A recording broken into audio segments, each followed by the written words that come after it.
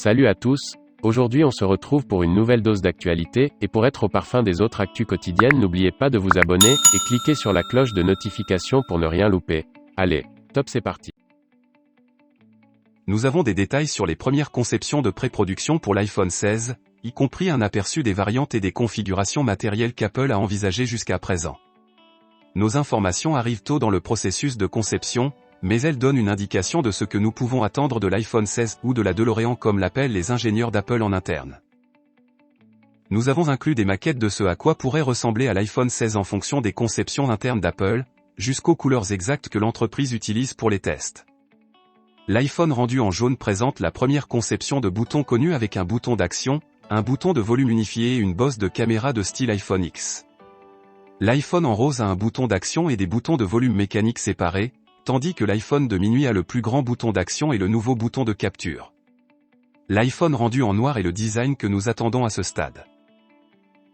Dans le cadre du processus de conception de l'iPhone 16, Apple a prototypé plusieurs configurations matérielles. Bien qu'ils se ressemblent à première vue, il existe un certain nombre de différences entre eux. Le changement le plus évident et le plus distinctif visuellement est la nouvelle disposition verticale des caméras.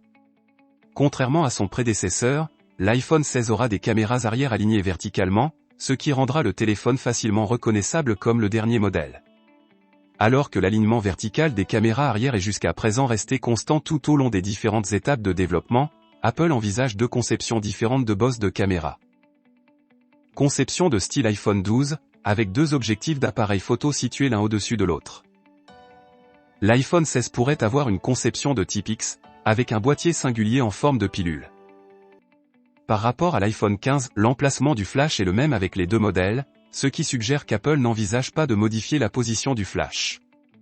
Bien que les deux conceptions aient été envisagées, la disposition de l'appareil photo de type iPhone 12 avec deux objectifs distincts a été utilisée plus largement sur les prototypes d'Apple. Les premiers prototypes connus de l'iPhone 16 incluaient un bouton de volume unifié qui a été développé dans le cadre du projet Bongo, désormais annulé, initialement prévu pour une sortie avec l'iPhone 15 Pro.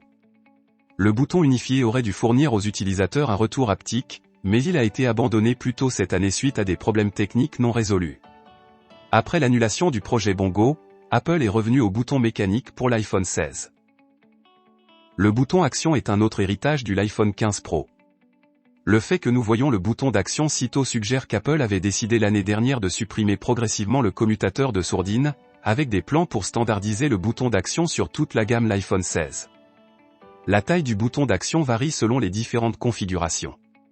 Certaines conceptions et prototypes comportent un bouton d'action beaucoup plus grand, qui a été créé dans le cadre du projet Atlas dans le but de faire passer le bouton d'action de mécanique à capacitif, tandis que certains ont le même bouton que celui de l'iPhone 15 Pro. Les signes indiquent actuellement un bouton d'action capacitif. Apple expérimente également un nouveau bouton sur le côté droit de l'iPhone 16.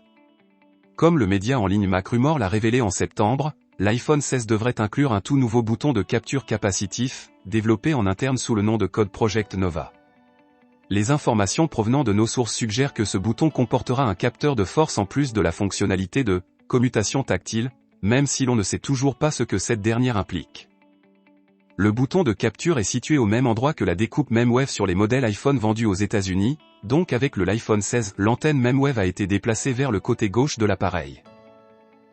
Bien qu'il semble que nous ayons un nouveau bouton, Apple a développé une configuration matérielle alternative qui ne comporte pas de bouton de capture, à laquelle elle pourrait revenir en cas de problème matériel lors du développement du bouton.